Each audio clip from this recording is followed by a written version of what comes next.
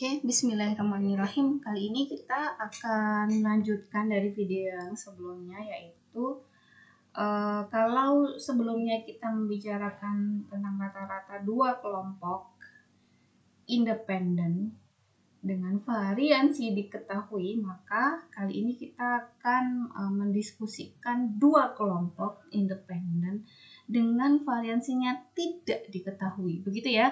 Jadi kita akan membandingkan dua kelompok ini seperti itu. Nah, dalam hal ini kasusnya ada dua, ya. Kasus yang pertama, apabila variansi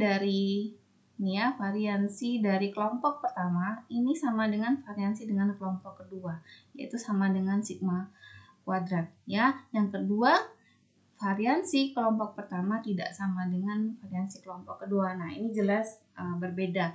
Dan nanti untuk apakah variansinya sama atau beda secara statistik itu juga ada ujinya. Kita menggunakan uji F. Nah, untuk variansi tidak diketahui ini, kasus yang sedang kita diskusikan ini adalah kita sebut dengan uji T gitu ya, atau karena dia independen disebut juga kalau di statistik itu two sample T gitu ya, two sample T.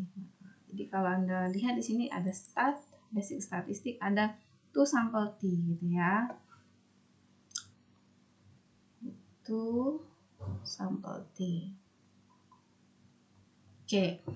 Nah, konsepnya bagaimana? Konsepnya kurang lebih seperti ini. Ketika variansinya diketahui gitu ya, kemudian konsep hipotesisnya sama dengan sebelumnya, ini H1 gitu kan ya, atas H0 bawah H1 seperti itu.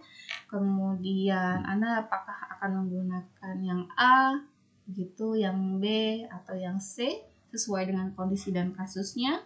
Kemudian alfanya adalah 0,05 gitu. Kemudian ini adalah statistik hitungnya ya. Jadi T hitung begitu adalah X bar 1 adalah rata-rata dari kelompok pertama, X bar 2 rata-rata dari kelompok kedua, dikurangi dengan delta 0. Delta 0 sudah kita diskusikan sebelumnya, dibagi dengan SP ya, atau S pool kita bacanya ya. S pool kali akar 1/N1 ditambah 1/N2, atau N1 ini adalah jumlah sampel kelompok 1 dan N2 adalah jumlah sampel kelompok kedua. Oke. Nah, ini adalah daerah kritisnya. Anda bisa gunakan, kalau Anda gunakan hipotesis yang Anda gunakan yang A, Anda gunakan hipotesis yang Anda gunakan yang B, atau hipotesis yang C Anda gunakan yang C gitu. Nah, S pool ini ya dirumuskan dengan ini ya.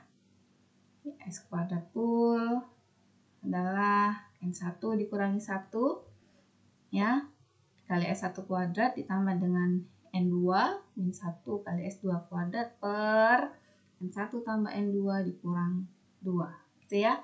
Nah, ini kalau secara manual Anda menggunakan ini T tabel atau tabel T gitu ya. Kita lihat nanti kebutuhannya apakah kita butuh untuk mengetahui bagaimana cara manual begitu membaca tabel T atau juga tabel Z gitu ya. Oke, next. Nah, ini dia contohnya ya. Two catalysts are being analyzed to determine how they affect the mean yield of a chemical process. Specifically, catalyst first catalyst is currently in use, but catalyst or second catalyst is acceptable. Since catalyst second is cheaper, it should be adopted providing it does not change the process yield. Jadi karena katalis 2 ini dia lebih murah gitu kan ya, kemudian ya dicoba lah gitu ya. A test is run in the pilot line and result in data shown in the table below. Is there any difference between the main yield? Jadi ada dua katalis ini katalis 1 dan katalis 2. Mungkin ini sebuah proses kimia seperti itu ya. Jadi kalau menggunakan katalis untuk menghasilkan produk tertentu dari proses-proses kimia seperti itu. Nah, dia hanya bilang gitu kan ya, is there any difference between the mean yield gitu. Jadi dia hanya minta apakah ada perbedaan gitu ya antara rata-rata keduanya. Jadi sebenarnya kita hanya cukup menjawab apakah μ1 ini sama dengan μ2 gitu kan ya, kurang lebih seperti itu. Maka kita bisa menggunakan yang A ya, hipotesis yang A dengan deltanya adalah 0. Jadi hipotesisnya kurang lebih H0 nya ini ya, dan H1 nya adalah μ1 tidak sama dengan μ2. Ini dengan delta 0 nya sama dengan 0 seperti itu. Nah, katalis satunya N-nya 8 sama dengan katalis 2 ya, N2 nya juga 8 seperti itu. Nah, kita masukkan ke persamaan. Nah, ini dia manualnya. Oke, manualnya saya tidak punya. Nah, ini langsung kita gunakan Minitab seperti itu. Bagaimana hasilnya ketika kita menggunakan Minitab gitu ya? Kalau menggunakan manual kita masih harus mencari SPOOL-nya dulu. SPOOL-nya tadi ya, yang bla bla bla bla yang. Nah, ini dia SPOOL-nya ya. Nah, kalau menggunakan Minitab bagaimana, Bu? Itu ya, pertama-tama kita masukkan angkanya ke dua kolom yang berbeda. Ada katalis 1, di sini katalis 2 ya, kemudian kita masukkan. Nah, kita bisa menggunakan menu start, basic statistik, to sample T ya. Sekali lagi start, basic statistik, kita masih berkembang di statistik dasar ya. To sample T, Anda klik to sample T. Kemudian Anda pilih, karena ini di dua kolom yang berbeda, Anda pilih each sample is in its own column gitu. Jadi masing-masing sampel ada di kolomnya masing-masing. Sampel 1 Anda bisa masukkan katalis 1, kemudian katalis 2 di sampel 2, check option, alfanya 0,05, Anda perhatikan ya. Kemudian hipotesis difference-nya itu adalah delta 0-nya ya, dan delta 0 kita adalah 0. Sedangkan alternatif hipotesisnya itu adalah H1-nya ya. H1-nya Anda bisa pilih di sini. Karena tadi H1 kita adalah yang mana tadi H1 ya? Ini dia ya. Jadi H1 kita itu adalah yang tidak sama dengan ya. Jadi karena tidak sama dengan berarti kita pilih yang difference-nya ya, tidak sama dengan hipotesis difference-nya gitu ya. Kemudian asumsinya apa? Asumsinya variansinya sama. Maka Anda klik bagian assume equal variance gitu ya. Kemudian Anda klik OK, kemudian cek graph-nya boleh Anda pilih box plot. Cukup box plot ya. Cek OK. Nah, ini dia. Ini box plotnya ini. Ini box plotnya, kemudian yang ini adalah outputnya gitu ya. Nah, yang diambil apanya? Sekali lagi yang diambil adalah apa? P-value-nya gitu ya. Yang diambil adalah P-value-nya. Jadi kalau saya izin crop sebentar.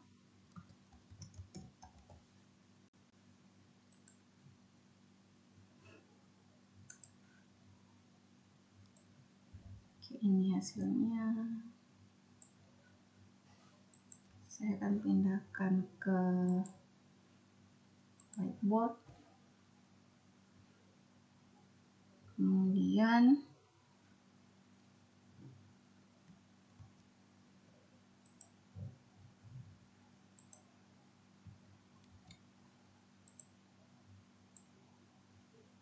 oke ya. Nah, seperti biasa kita akan punya uji hipotesis. Kita akan punya 5 langkah uji hipotesis, kan begitu kemarin caranya.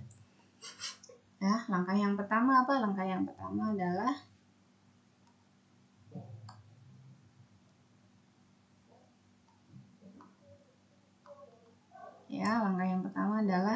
kita tentukan H0 dan H1-nya ya. H0-nya adalah μ1 sama dengan μ2 ya. H1-nya kebalikannya, μ1 tidak sama dengan μ2 ya. Ini boleh Anda tambahkan kata-kata di sini, misalkan kedua rata-rata sama gitu kan ya. Dan H1-nya juga boleh sama. Kemudian tingkat signifikansi alfa sama dengan 0,05. Kemudian yang ketiga adalah statistik hitung, atau kalau di Minitab kita langsung tembak aja p-value-nya. P-value kita adalah berapa? Ini ya, 0,0729 ya. Kemudian yang keempat, daerah kritis. Daerah kritis bunyinya selalu sama kalau kita menggunakan software ya. H0 ditolak jika p-value kurang dari alfa. Ya, maka kita bandingkan itu 0,729 dengan 0,05. Apakah kurang dari? Pertanyaannya tidak ya. Jadi dia tidak kurang dari 0,005 gitu ya. Jadi tidak kurang dari 0,05. Ya, maka ini di kesimpulannya ya. Yang kelima, kesimpulan, karena karena p-value tidak kurang dari alfa, maka H0 tidak ditolak. Artinya apa? Artinya bahwa ya μ1 atau rata-rata begitu dari katalis 2 gitu ya, katalis 1 sama dengan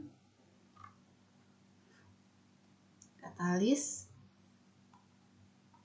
2 ya. Jadi H0-nya tidak ditolak, maka H0-nya lah yang berlaku ya. Kecuali kalau H0-nya ditolak, maka berlaku H1, maka μ1 tidak sama dengan μ2. Nah, karena tadi p-value kita adalah 0,729, dia tidak kurang dari 0,05, maka H0-nya tidak ditolak. Ya, ini ya guys.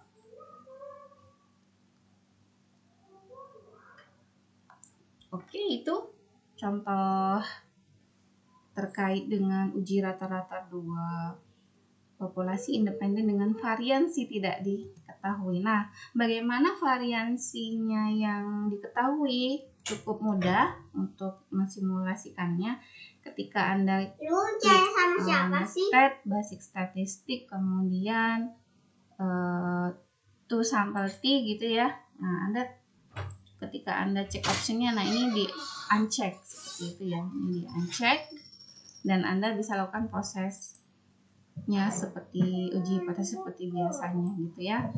Nah, kalau manualnya ketika variansinya itu berbeda, kurang lebih seperti ini ya contohnya ya. Ketika variansinya berbeda, Anda bisa menggunakan statistik hitung yang ini nih. Beda jelas ya, tapi sekali lagi kalau kita menggunakan Minitab, kita gunakan p-value. Oke, itu nanti jika ada kesulitan nanti kita diskusikan lagi hari Jumat. Terima kasih. Wassalamualaikum warahmatullahi wabarakatuh.